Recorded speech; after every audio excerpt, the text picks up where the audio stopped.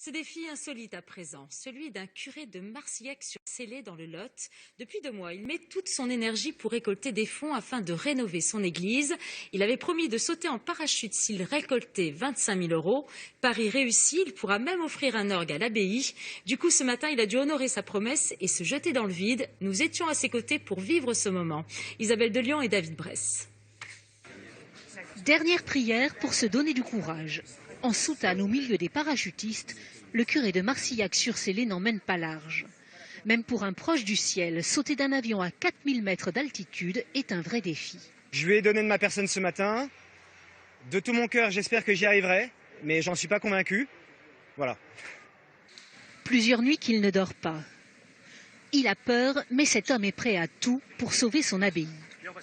Un joyau oublié du 9e siècle qui part en morceaux. En avril, il nous faisait constater les dégâts, ici, sur les vitraux. Regardez, celui-ci, il est en train de tomber.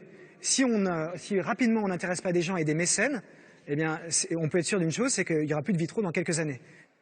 Depuis 5 mois, l'abbé Guillaume mobilise les réseaux sociaux pour récolter des dons. En se dépassant aujourd'hui, il veut encourager les donateurs à faire de même.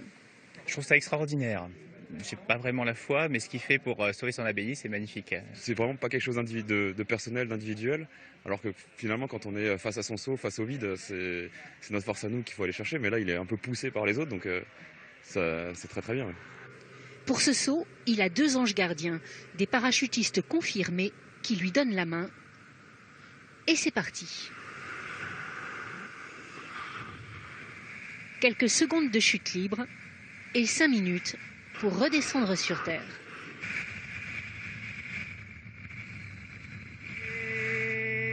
Et top, arrondi, top, tiens-le, tu te poses, c'est parfait. Bien joué, Père Guillaume. Merci Seigneur, et merci à Greg et Lionel, et merci à tous ceux qui m'aident pour ce projet de restauration de l'abbaye. Un curé de 36 ans, bien de son temps, et qui ne perd pas le nord.